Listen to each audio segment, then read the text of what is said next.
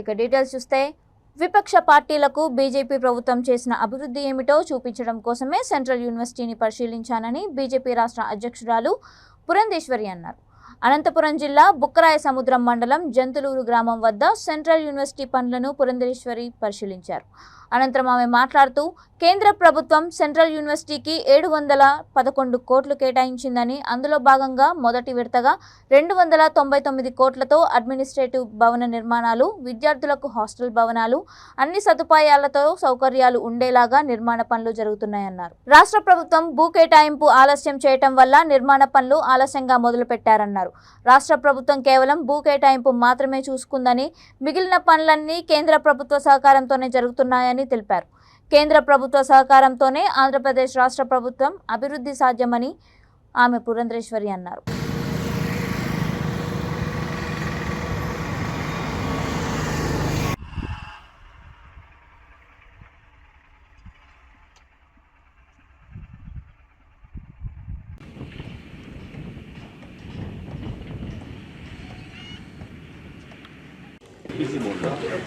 working rank is provided by private and business from Hyderabad.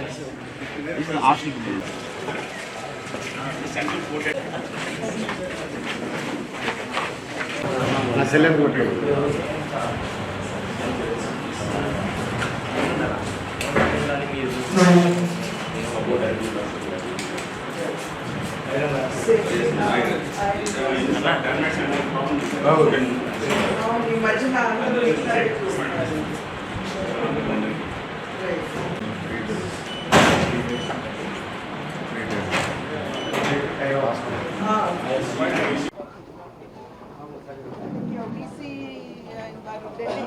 మిత్రులందరికీ కూడా ముందుగా నా నమస్కారం నేను తెలియజేస్తున్నాను. ప్రత్యేక ఆంధ్ర రాష్ట్రం ఏర్పడిన తర్వాత ఆంధ్ర రాష్ట్రానికి అన్ని విధాలా కూడా కేంద్ర ప్రభుత్వం, భారతీయ జనతా పార్టీ నాయకత్వంలో ఉన్న కేంద్ర ప్రభుత్వం తన సంపూర్ణ సహకారాన్ని అందిస్తున్నటువంటి నేపథ్యంలో ఇక్కడ జరుగుతున్నటువంటి అభివృద్ధి పనులు, ఎందుకంటే సాధారణంగా విపక్ష పార్టీలన్నీ కూడా అసలు ఏ విధంగా కూడా భారతీయ జనతా పార్టీ రాష్ట్రాన్ని ఆదుకోవడం లేదు, సహకారాన్ని అందించవలసినటువంటి స్థాయిలో అందించడం లేదు అనేటువంటి అభియోగం కేంద్ర ప్రభుత్వం మీద నెట్టడం జరిగింది.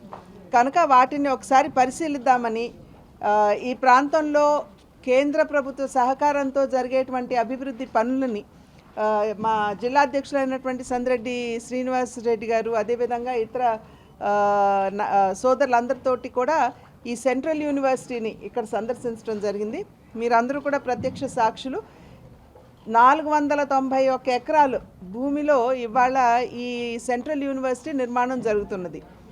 ఈ సెంట్రల్ యూనివర్సిటీలో ఇందాక నేను కెనడీ గారు కావచ్చు, అదేవిధంగా శ్రీనివాస్ గారు కావచ్చు, వారితో మాట్లాడుతున్నటువంటి సందర్భంలో ఏ విధంగా ఇక్కడ జరుగుతున్నది, వారు పన్ను జరుగుతున్నది కూడా వారు చెప్పడం జరిగింది.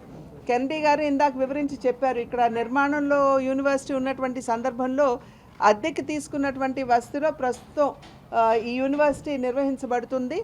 అక్కడ స్టూడెంట్స్ బ్రహ్మాండంగా బాగా చదువుతున్నారు అని చెప్పి వారు చెప్పారు. ఇక్కడ నేను ఈ విషయాన్ని ఎందుకు ప్రస్తావించానంటే, ఇక్కడ చదువు చెప్పేటువంటి ఉపాధ్యాయులు కావచ్చు, లేదా అక్కడ ఉన్నటువంటి స్టూడెంట్స్కి కావాల్సినటువంటి వస్తువులకు సంబంధించినటువంటి సహకారం కావచ్చు, లేకపోతే ప్రోద్బలం కావచ్చు, ఇవన్నీ కూడా కేంద్ర ప్రభుత్వం